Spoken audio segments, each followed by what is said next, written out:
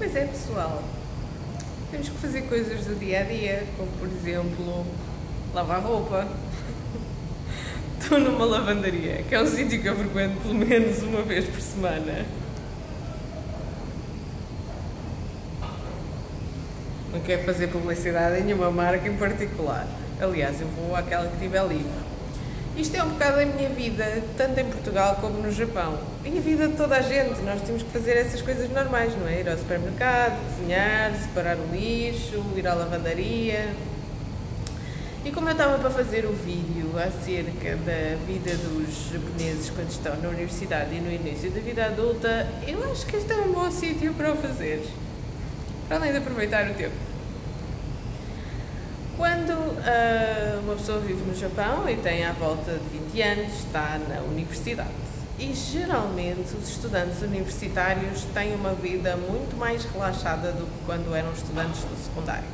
Não têm tanta carga horária, não têm tantos trabalhos de casa, não têm aquela pressão de estar sempre a representar a escola e, portanto, os do secundário, como eu disse no vídeo anterior, estão sempre fardados, estão sempre a representar a escola e mesmo no espaço público têm que se comportar sempre bem, porque senão dão mau nome à escola e podem ser feitas queixas, etc.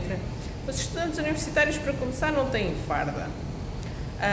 A sua individualidade, que nunca foi uma coisa que foi valorizada, de repente passa a ser uma coisa que eles podem mostrar. Geralmente não têm muito para mostrar, porque tiveram toda uma vida de supressão de individualidade. No entanto, coisas como namorar, já podem abertamente namorar, já podem vestir a roupa que eles querem no dia a dia. No secundário, tecnicamente eles já podiam ter part-times e trabalhar, mas normalmente, como têm tanta carga horária e têm tantas explicações para fazer e têm que se concentrar nos exames, as famílias normalmente preferem que eles se concentrem a estudar, só mesmo se tiverem que trabalhar é que trabalham.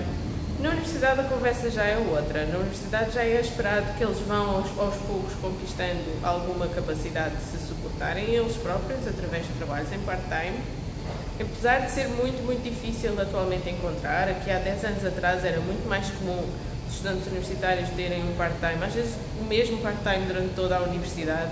Isso ajudava as saídas à noite, as coisinhas que queriam comprar para eles próprios, apesar de ainda geralmente viverem na casa dos pais, mas já tinham alguns recursos próprios. Agora é muito mais difícil fazer isso, o mercado de trabalho está muito mais complicado.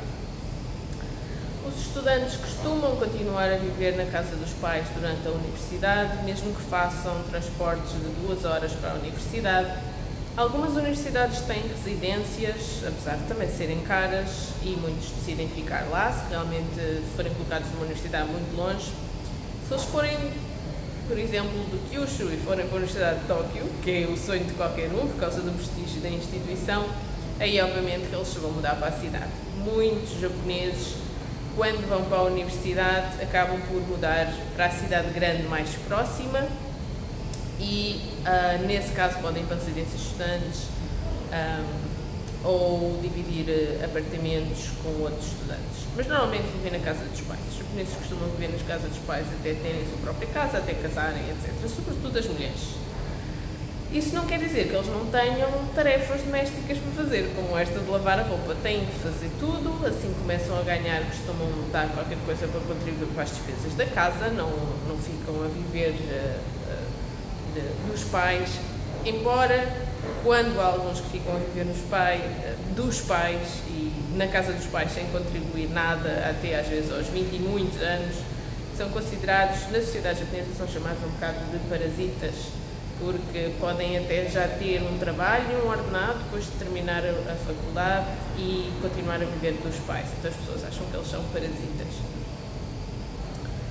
Quando os japoneses estão nos últimos anos da universidade, particularmente no último ano da universidade, começam a preocupar-se muito mais com a procura de trabalho do que com terminar a universidade. O grosso do esforço está em entrar na instituição, sempre, em todos os níveis de ensino, incluindo na universidade. Isso significa que depois de estarem na universidade, eles só têm que passar por ela, não se sentem muito pressionados a esforçarem-se. E então só têm que passar por ela, só têm que a concluir. Então no último ano, eles já não estão nem aí para a universidade, eles já faltam às aulas, para irem a entrevistas de emprego, para irem a fóruns de esclarecimento sobre como ir a entrevistas de emprego, para irem a recrutamentos de empresas, para irem a eventos de feiras do trabalho. Faltou imenso à universidade. No último ano não põe lá os pés. Há super tolerância nas universidades em relação a isso. O fit deles é o que é que eles vão fazer a seguir, assegurar um trabalho. É cada vez mais difícil assegurar um contrato de trabalho imediatamente a seguir à saída da universidade, mas ainda é aquilo que eles esperam ou que as famílias esperam, se eles conseguirem. Em relação à correspondência entre o que estudaram na universidade e o que vão fazer no mundo laboral, eu acho que isso é uma coisa que eles têm menos presente do que, por exemplo, os europeus e os portugueses, que querem, idealmente, gostariam de trabalhar naquilo que eles estudaram e veem a universidade como um período em que aprendem algo para pôr em prática a seguir. As pessoas no Ocidente, em particular em Portugal, pensam: vou fazer o curso X porque eu quero saber sobre isto e eu quero fazer isto na minha vida. Veem o curso como algo que os vai preparar para, de alguma maneira, no mundo do trabalho, utilizarem aquilo. Não é isso que se passa no Japão, de uma maneira geral. Escolhe-se a instituição, escolhe-se a universidade, pelo nome da instituição, pelo prestígio da instituição, pelas portas que abre ter um diploma com o nome daquela instituição. O curso, o departamento, o setor do saber em particular é completamente secundário. A perspectiva não é vou aprender coisas na universidade para a minha vida a seguir, a perspectiva é vou ter o link, vou ser alumni desta instituição, porque isto abre-me portas, dá-me um posicionamento na sociedade e no mercado de trabalho no futuro, e vou passar por estes anos da universidade como os meus últimos 3 ou 4 anos de vida antes de pôr a coleira da sociedade, que nunca mais vai sair até à minha reforma. Que em vários aspectos as pessoas, quando põem a coleira, é um bocado essa expressão até que se utiliza, pôr a coleira, ficar domesticado, ficar salaryman ou salary woman.